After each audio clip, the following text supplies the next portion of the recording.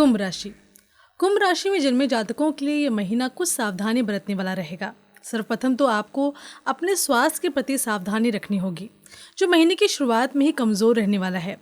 हालांकि महीने के उत्तरार्ध में सेहत में सुधार के संकेत दिखाई देते हैं। वहीं करियर के मामले में आपको अच्छे परिणाम तो मिलेंगे, लेकिन नौकरी में बदलाव आ सकता है। व्यापार करने वाले जातकों को महीने के पूर्वार्ध में चुनौतियों का सामना करना पड़ेगा, परंतु इस दौरान आपको सफलता मिल सकती है। प्रेम संबंधों में तनाव की स्थिति बनी रह सकती है। वैवाहिक जीवन में कुछ मुश्किलें रहेंगी और ऐसे में ससुराल के लोगों से कहा-सुनी करने से बचना होगा। आर्थिक तौर पर चुनौतियां ज्यादा रहने वाली हैं, इसलिए इस महीने आपको सावधानी बरतनी होगी। विद्यार्थी वर्ग को चुनौतियों के बाद सफलता मिल सकती है। साथ ही विदेश यात्रा के योग बन सकते हैं और आप कोई संपत्ति खरीदने में कामयाब हो सकते हैं। करियर के दृष्टिकोण से यह महीना मध्य रूप से फलदायक रहेगा।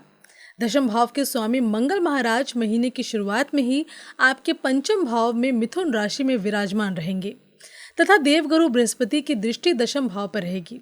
साथ ही 9 अक्टूबर से बृहस्पति वक्री दृष्टि से दशम भाव को देखेंगे तथा आपके राशि स्वामी शनि महाराज प्रथम भाव से वक्री दृष्टि से ही दशम भाव को देखेंगे। इससे नौकरी में आपके ऊपर काम का दबाव भी रहेगा। एक ही काम को आपको बार बार करना पड़ सकता है, लेकिन इससे हताश या निराश ना हो। अपने जज्बे को बनाए रखें और लगातार मेहनत करते रहें, क्योंकि उसी से आपको लाभ होगा। यदि आपने नौकरी के लिए कहीं आवेदन किया था तो वहां से आपको सूचना मिल सकती है और आपको नौकरी में बदलाव करने में सफलता मिल सकती है।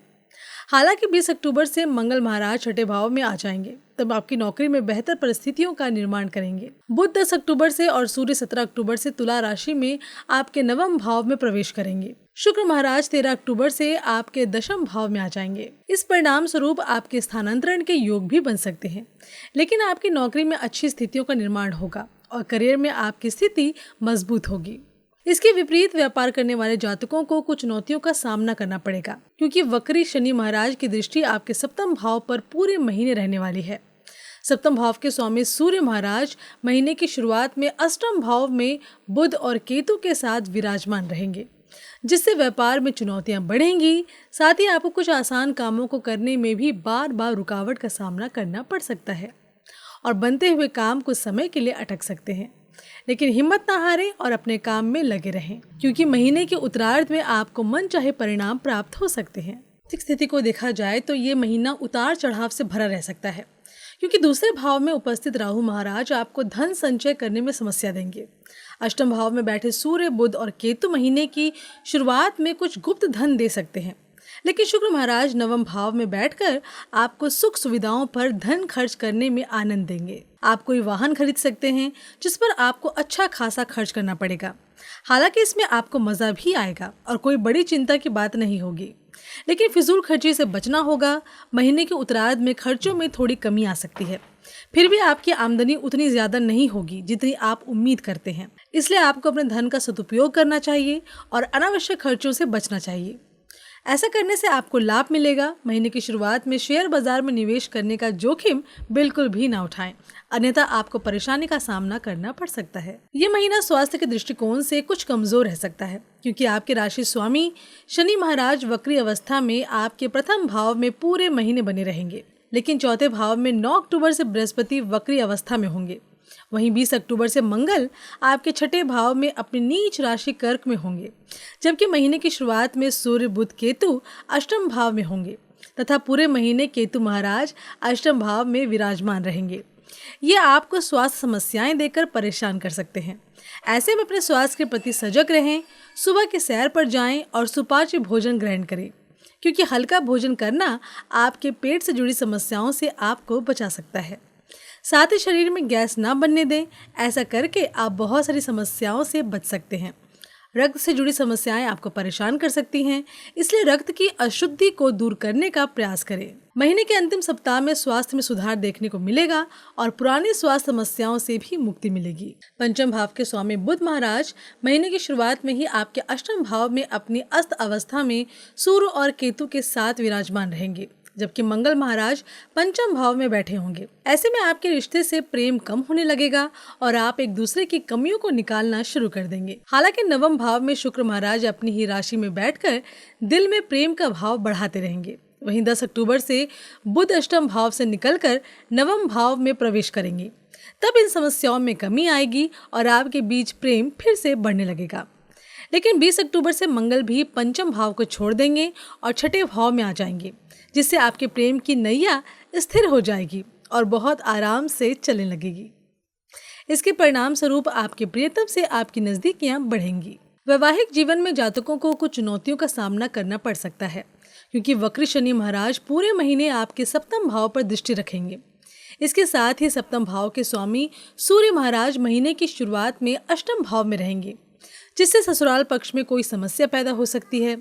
आपको अपने जीवन साथी से भी अपनी बात कहने में समस्या होगी, क्योंकि आपको लगेगा कि वो आपकी बात नहीं मान रहे हैं और आपकी बातों को ठीक से सुनना नहीं चाहते हैं।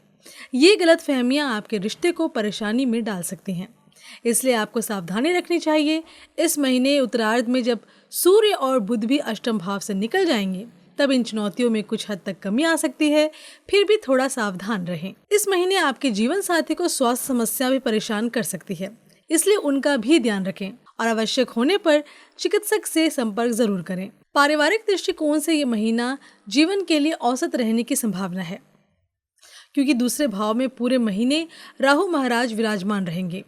वहीं दूसरे भाव के स्वामी बृहस्पति महाराज पूरे महीने चतुर्थ भाव में रहेंगे तथा सूर्य, बुध और केतु महीने की शुरुआत से ही आपके दूसरे भाव को देखेंगे, जिससे पारिवारिक जीवन में कुछ असंतुष्टि रह सकती है। आपस में लोगों के विचार न मिलने के कारण पारिवारिक तनाव बढ़ सकता है और कुछ जमीन जायदाद से जुड़े मुद्दे भी पैदा हो सकते हैं, जो परिवार के माहौल को बिगाड़ सकते हैं। आपको परिवार में शांति बनाए रखने के लिए बहुत ज़्यादा प्रयास करना होगा। हालांकि आपकी खासियत भी यही रहेगी कि आप अपनी बातों से सबको प्रभावित कर सकते हैं और अपनी बात मनवा सकते हैं, जिससे परिवार में शांति पुनः आ जाएगी। इस महीने आप कोई भी चल अथवा अचल संपत्ति खरीद सकते हैं। विशेष रूप से कोई वाहन खरीदने में सफल हो सकते हैं। वक्र शनि महाराज की दृष्टि आपके तीसरे भाव पर पूरे महीने रहेगी तथा सूर्य व बुध महीने के उत्तरार्ध में तीसरे भाव पर दृष्टि डालेंगे। तीसरे भाव के स्वामी मंगल महाराज महीने की शुरुआत में पंचम भाव में और 20 अक्टूबर से छठे भाव में रहेंगे। ऐसे में आपके भाई बहनों को कुछ न कुछ चुनौतियों का सामना करना पड़ सकता है, इसलिए आपको उनकी मदद के लिए तत्पर रहना चाहिए, क्योंकि यही आपका वास्तविक रिश्ता है और वे सदैव आपके साथ खड़े रहेंगे, तो उनकी चुनौतियों में भी आपको उनका साथ देना चाहिए। चलिए अब बात करते हैं इस महीने के उपाय की। उपाय के तौर पर आपको श्री विष्णु सहस्त्र नाम स्तोत्र का पाठ करना चाहिए। राधा कृष्ण जी के दर्शन करें और उनका भजन करें। समस्याओं से मुक्ति पाने के लिए श्री कृष्ण जी को माखन और मिश्री का भोग लगाकर स्वयं भी ग्रहण करें। स्फटिक की माला से शुक्रवार के दिन श्री महालक्ष्मी का मंत्र का जाप करना आर्थिक चुनौतियों को कम करेगा।